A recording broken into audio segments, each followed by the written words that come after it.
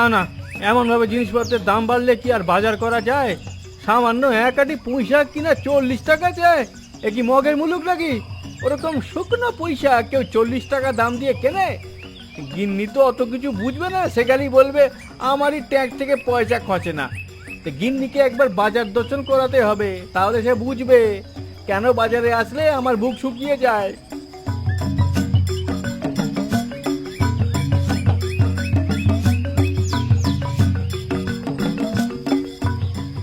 না, এবার ভাবছি গিন্নিকে বলবো মাইনে কম পেয়েছি, তাই একটু বুঝে শুনে খরচ করতে হবে।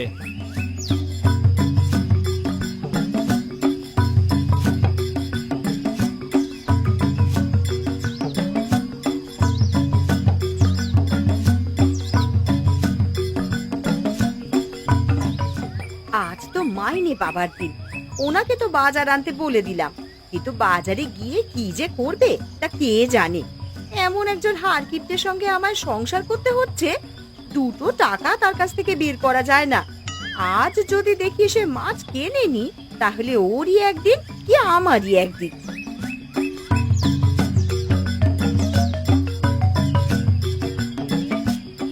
গীতা, ও গীতা, কি মা, তোমরা তোমরা আসবে তা তো আমাকে আগে জানাওনি। তোকে আর জামাইবাবুকে একটু সারপ্রাইজ দিতে চেয়েছিলাম। যদি আগে থেকে খবর দিয়ে আসতাম তাহলে দেখতাম জামাইবাবু আমাদের ভয় জমিদার বাড়িতেই রাত কাটিয়ে দিয়েছে। কি রে, তোরা আমাদের গ্রাম থেকে মিষ্টি কিনে আমাদেরকেই খাওয়াতে এসেছিস? এ তো আমাদের চন্দনময়ের মিষ্টি। আর বলিস না গীতা, মুকুলকে এতবার করে বললাম আমাদের ওখান থেকে ভালো মিষ্টি কিনে নিয়ে চল, তো শুনলই না। বললো চন্দন ময়রার মিষ্টির ওপরে নাকি মিষ্টি হয় না, তার ওপর আবার ময়রাকে টাকাও দেয়নি। কি, ময়রাকে টাকা দিসনি? তাহলে মিষ্টি নিয়ে আসলে কি করে? কেন, জামাইবাবুর নামে টাকা বাকি করেছি। হায় ভগবান, তুই তোর জামাইবাবুর বাড়ি বেড়াতে এসে জামাইবাবুর টাকা জামাইবাবুর মাথাতেই ভাঙবি রে? তোর বুদ্ধি শুদ্ধি সব লোপ পেয়েছে নাকি? বুদ্ধি শুদ্ধি লোপ পাইনি দিদি, বরঞ্চ জামাইবাবুর যাতে দুই হাত খোলে সেই ব্যবস্থাই করতে আমি আর মা এসেছি। হ্যাঁ গীতা, তুই চিন্তা করিস না, বাবা জগদীশ্বরের কাছে জামাইয়ের কিপটেমি দূর করবার মানত করেছি। এবার দেখিস জামাইয়ের কঞ্জুসি দূর করেই ছাড়বো। ও ছাড়বে কিপটেমি? তাহলেই হয়েছে। সূর্য পশ্চিম দিকে উঠতে পারে, কিন্তু ওনার কিপটেমি ছাড়া চলবে কি করে?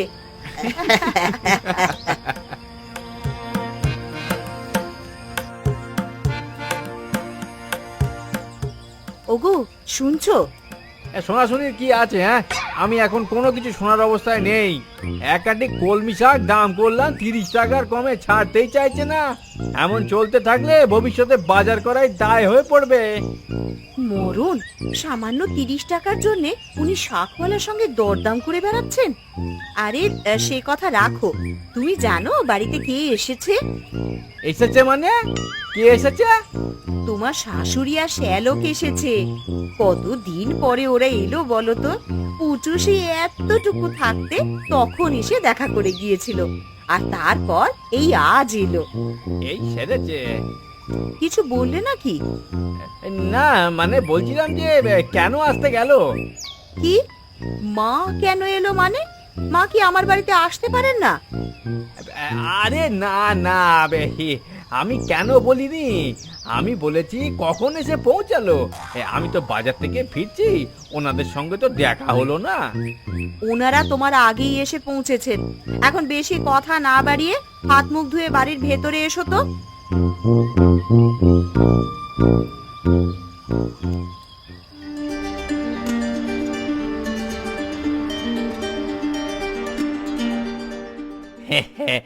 নমস্কার শাশুড়ি মা, কেমন আছেন? এই তো বাবা, ভালোই আছি। তা তুমি কেমন আছো?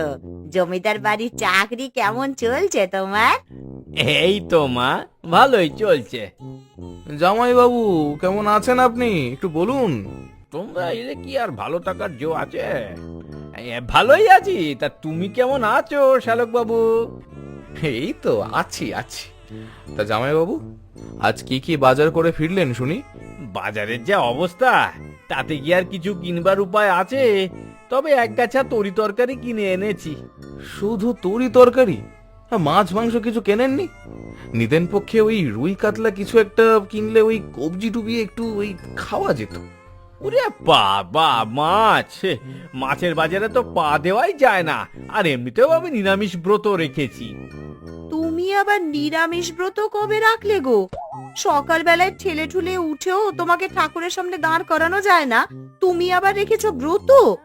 এ ব্রত যে সে ব্রত নয়। হ্যাঁ, 3 বেলায় আমিষ আহার করলে শরীরে ক্ষয় দেখা দেয়, আমাদের চাটুর্য মশাই বলেছে। তাই আমি সিদ্ধান্ত নিয়েছি আমিষ না খেয়েই দিন কাটাবো। ইয়ে মানে আমিষ বলতে কি শুধুই মাছ মাংস, নাকি ওই ডিম দুধ ডাল সবই বাদ? না, আপাতত মাছ মাংসই বাদ দিয়েছি। ডিম দুধ ডাল চলবে, আস্তে আস্তে সেগুলো বাদ দিয়ে দেবো। তা চাল আর শাক পাতাও বাদ রাখলে কেন? সেগুলো না খেয়ে আমাকে তো উদ্ধার করতে। মাঠে গিয়ে এবার গরুর মতন ওখানে ঘাস পাতা চিবোতে না হয়। আহ গিন্নি, আমি এদিকে স্বাস্থ্য রক্ষার চেষ্টা করছি, আর তুমি আমাকে নিয়ে ইয়ার্কি করছো। আহারে, তুই জামাইকে ওইভাবে বলিস না। বেচারা আমিষ খেয়ে খেয়ে একেবারে ফুলে উঠেছে। যদিও রোগা হতে চায়, হোক না। কিপটে লোক দেখেছি, কিন্তু নিজের জামাইবাবুর মতো এত কিপটে মানুষ দুটো দেখিনি। অন্যদের জামাইবাবুরা কি সুন্দর উদার মনে খরচ করে, আর আমার জামাইবাবু। কিছু বলছো নাকি ভাই মুকুল? না, ওই ভাবছিলাম আপনি মিষ্টি খাবেন কিনা। আপনার তো আবার আমিষ খাওয়া বারণ, তাই। মিষ্টি? তোমরা মিষ্টি এনেছো নাকি? আনবো না তো কি, আপনার মতো কিপটে নাকি? হ্যাঁ, এতদিন পরে দিদির বাড়িতে এসেছি, মিষ্টি না নিয়ে আসলে কেমন একটা দেখায় না? বলুন তো দিদি, জামাইবাবুকে মিষ্টি দে।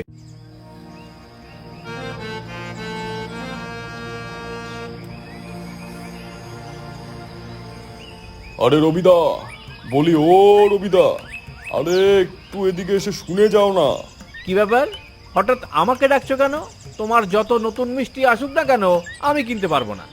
সে কি আর আমি জানি না, তবে তোমাকে ডাকছিলাম আমার মিষ্টির টাকাটা দেওয়ার জন্য। মিষ্টির টাকা? মিষ্টি আমি আবার কখন কিনলাম? তুমি কি ইদানিং স্বপ্নেও মিষ্টি বেচা শুরু করেছো নাকি? তোমার মতো লোকের কাছে মিষ্টি যদি স্বপ্নেও বিক্রি করতে চাই, তাহলে আমার সে ব্যবসা লাঠে উঠবে। না না, স্বপ্নে বেচতে যাব কেন? আসলে স্বপ্নে যখন বিক্রি করোনি তখন টাকার কথা আসছে কোথা থেকে? আগে স্বপ্নে না, আমি বাস্তবেই বিক্রি করেছি। কি আশ্চর্য, আমি তো তোমার কাছ থেকে মিষ্টি কিনিনি কখনো। আহা, আরে আগে পুরো কথাটা শুনে নেবেন তো। আপনার কাছে বিক্রি করেছি, কোথায় বলেছি আমি? আরো আশ্চর্য, তাহলে যার কাছে বিক্রি করেছো তার কাছে গিয়ে টাকাটা চাও না বাপু, আমার কাছে কেন টাকা চাইছো? ইয়ে মানে আপনি সব গুলিয়ে দিলেন।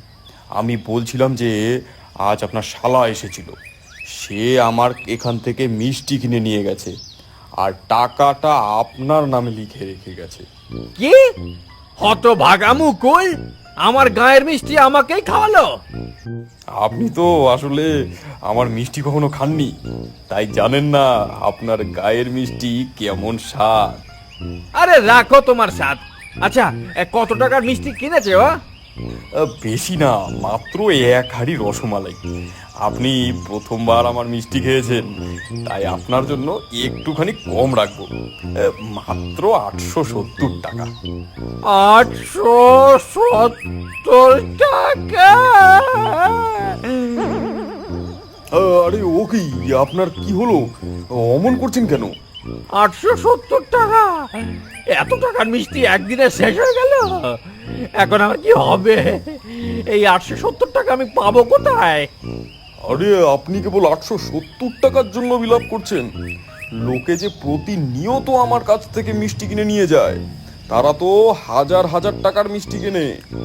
শোনো, লোকে কি কিনলো না কিনলো তা দিয়ে আমি কি করবো? হ্যাঁ, অত চড়া মুকুল আমাকে এমন ঠকালো। ইয়ে মানে বলছি দাদা, আমার টাকাটা যদি দিয়ে দিতেন। তোমার টাকা? আচ্ছা ঠিক আছে, আমি দিচ্ছি।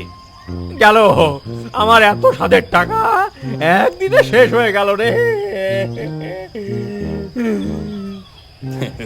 রবিদার শ্যালকের বুদ্ধি বলি আরি, গ্রামের পা রাখতে না রাখতেই প্রথমবার রবিদার পকেট থেকে 800 টাকা খসিয়ে ফেললো।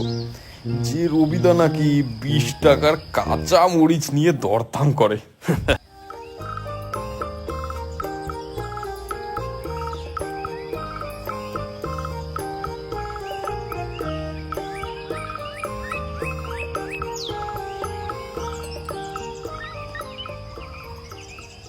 কি ব্যাপার বাবা, তুমি অমন করে বসে পড়লে কেন? কিছু হয়েছে? নিয়ে গেল, আমার সবই নিয়ে গেল। নিয়ে গেল? কি নিয়ে গেল? আর কেই বা নিয়ে গেল? কে আবার দেবে? তোমার ওই গুণধর ভাই নিয়েছে। সে কি, এ মুকুল আবার কি করলো? কি করেনি সেটাই বলুন মা। ও যে মিষ্টি কিনে এনেছে সেটা আমাদেরই চন্দন ময়দার মিষ্টি, তার উপর আবার আমারই নামে টাকা বাকি করে মিষ্টি কিনে নিয়ে এসেছে। গেল কোথায় সেই হতচ্ছাড়াটা? তোমার ছেলেকেই নিয়ে গেছে আইসক্রিম খাওয়াতে। তুমি তো আর 2 পয়সা খরচা করো না, তাই মামা হয়ে নিজের কর্তব্য করতে গেছে। ধুর, নিজের কর্তব্য নাকি? চাই দেখো, ওই আইসক্রিম ওয়ালার কাছেও আমার নামে বাকি রেখে আসবে।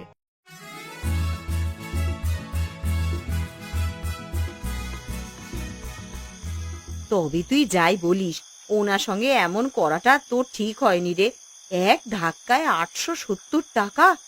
একদিনে এত টাকা খরচ করে ও যে ঘুমাচ্ছে, এটাই অনেক।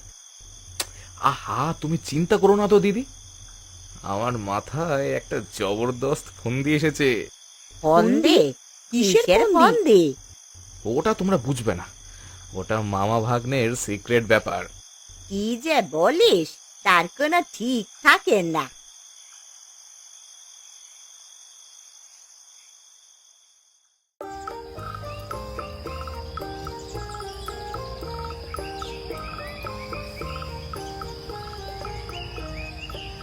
আরে এ তো দেখছি একটা কাগজ, উঠোনে আবার কাগজ কে ফেলে রাখলো? 10 হাত উত্তরে জমিদার বাড়ি, 3 হাত দক্ষিণে তাল গাছ ভারী, সেখান থেকে চলে যাও 2 হাত দূরে, খুঁজে দেখো পাও কিনা কিছু মাটি খুঁড়ে। মনে রেখো, যাবে তো যাও সেখানে জোড়া বেঁধে, নচেত পাবে না কিছুই 1000 বার মরলে কেটে। তবে আটকে রেখো না কো তোমার সম্পদ, সবই হারাবে তুমি, পাবে না তো পথ। এ আবার কেমন ছড়া? মনে হচ্ছে কোনো গুপ্তধনের সংকেত লেখা রয়েছে এর মধ্যে। জোড়া বেঁধে যেতে বলেছে, কাকে নিয়ে যাওয়া যায়? মনে তো হচ্ছে জমিদার বাড়িতেই কোথাও গুপ্তধন লুকিয়ে রাখা আছে। না, এভাবে গুপ্তধন হাতছাড়া করা যাবে না। আমার শ্যালককে নিয়ে যাই। আমার শ্যালক কোথায়? ওকে নিয়ে যেতে হবে। শালা বাবু, ও শালা বাবু, ওটো, আর কত ঘুমোবে?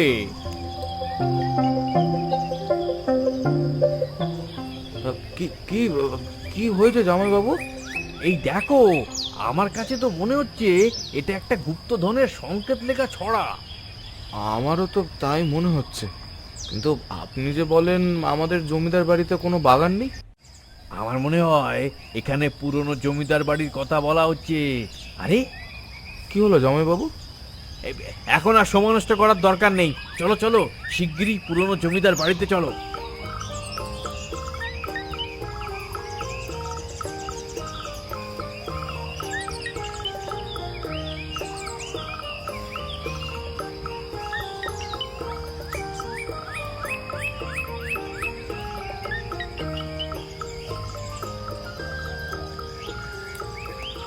ছড়া অনুসারে এখানে গুপ্তধন থাকার কথা। মনে হচ্ছে মাটি খুঁড়তে বলছে, একবার করবেন নাকি? আলবাত খুঁড়বো। এটা সত্যি না মিথ্যে আমাকে তো দেখতে হবে।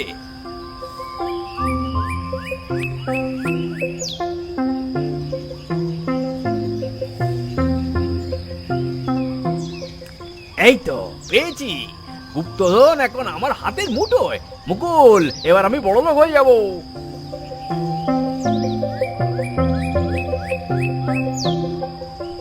এ কি হলো শালা বাবু, গুপ্তধন কোথায়?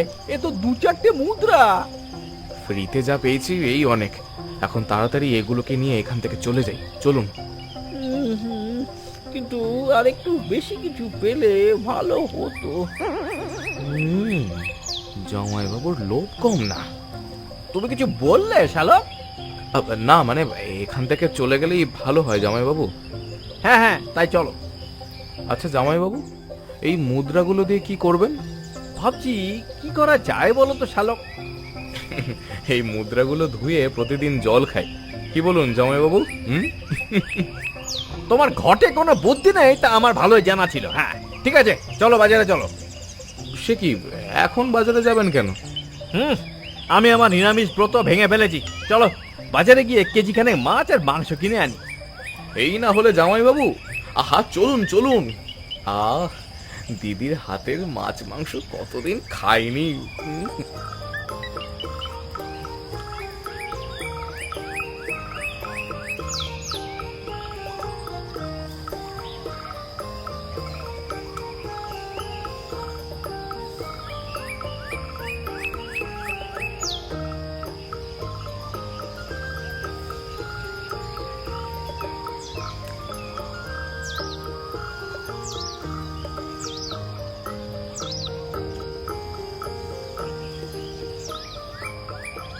আজ সূর্য কোন দিকে উঠলো গো?